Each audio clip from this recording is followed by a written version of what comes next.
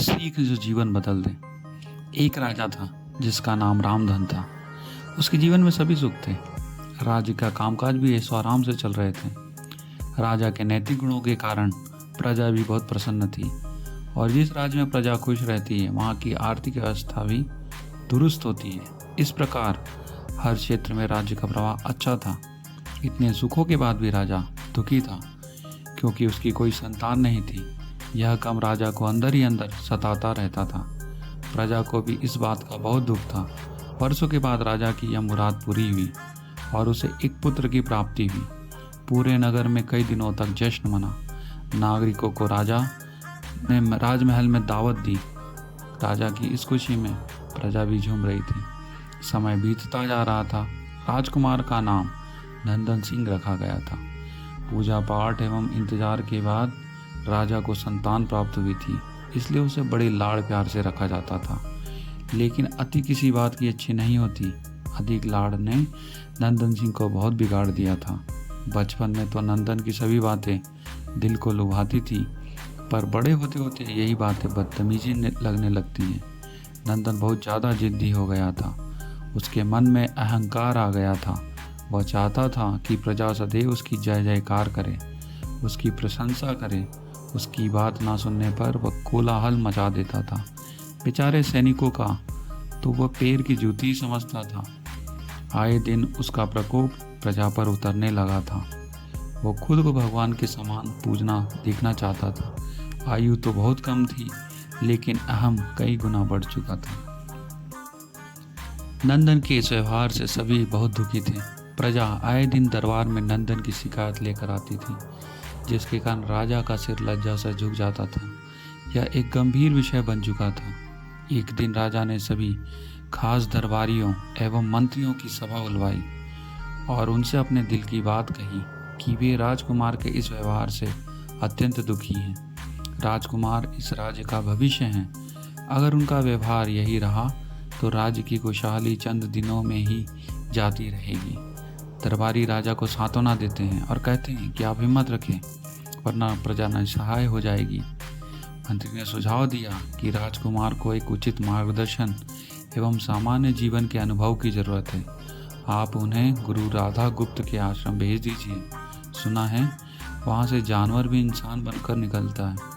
यह बात राजा को पसंद आई और उसने नंदन को गुरुजी के आश्रम भेजा। अगले दिन राजा अपने पुत्र के साथ गुरुजी के आश्रम पहुँचे। राजा ने गुरु राधा गुप्त के साथ अकेले में बात की और नंदन के विषय में सारी बातें कहीं। गुरुजी ने राजा को आश्वस्त किया कि वे जब अपने पुत्र से मिलेंगे तब उन्हें गर्व महसूस होगा। गुरुजी के ऐसे शब्द सुनकर राजा को शांति महसूस हुई और वे सहर्ष अपने पुत्र को आश्रम में छोड़कर राजमहल लौट गए। अगले दिन सुबह गुरु के खास चेले द्वारा नंदन को भिक्षा मांगकर खाने को कहा गया, जिसे सुनकर नंदन ने साफ इनकार कर दिया। चेले ने उसे कहा कि अगर पेट भरना है तो भिक्षा मांगनी होगी और भिक्षा का समय शाम तक ही है, अन्यथा भूखा रहना पड़ेगा। नंदन ने अपनी अकड़ में चेले की बात नहीं मानी और शाम होते होते उसे भूख लगने लगी, लेकिन उसे खाने को नहीं मिला। दूसरे दिन उसने भिक्षा मांगना शुरू किया। शुरुआत में उसके बोल के कारण उसे कोई चाय भी नहीं देता था, लेकिन गुरुकुल में सभी के साथ बैठने पर उसे आधा पेट भोजन मिल जाता था। धीरे धीरे उसे मीठे बोल का महत्व समझ आने लगा और करीब 1 महीने बाद नंदन को भरपेट भोजन मिला, जिसके बाद उसके व्यवहार में बहुत से परिवर्तन आए। इसी तरह गुरुकुल के सभी नियमों ने राजकुमार में बहुत से परिवर्तन किए, जिसे राधा गुप्त जी भी समझ रहे थे।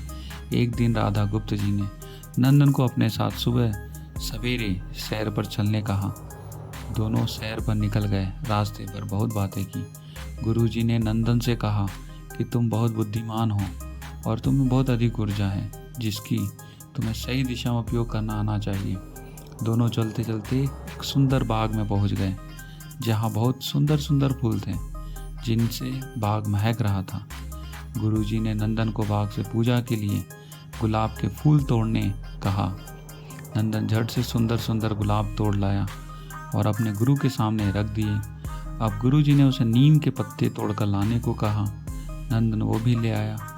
अब गुरुजी ने उसे एक गुलाब सूंघने दिया और कहा, बताओ कैसा लगता है। सूंघा और गुलाब की बहुत तारीफ की।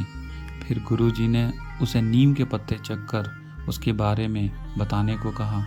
जैसे ही नंदन ने नीम के पत्ते खाए, उसका मुंह कड़वा हो गया और उसने उसकी बहुत निंदा की और इधर उधर पीने का पानी ढूंढने लगा। नंदन की यह दशा देख गुरुजी मुस्कुरा रहे थे। पानी पीने के बाद नंदन को राहत मिली।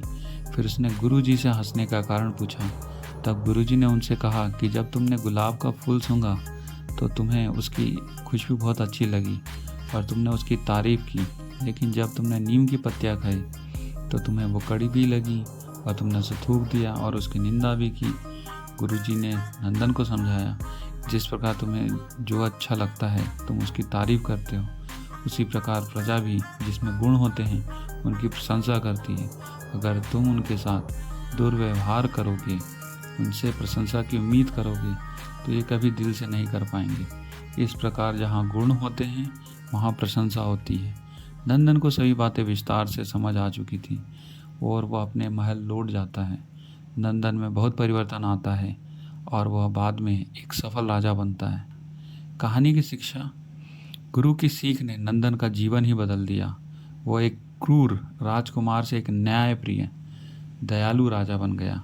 इस कहानी से हमें यही शिक्षा मिलती है कि यदि हम में गुण होंगे तो लोग हमें हमेशा पसंद करेंगे, लेकिन अगर हम अवगुणी हैं तो हमें प्रशंसा कभी नहीं मिलेगी।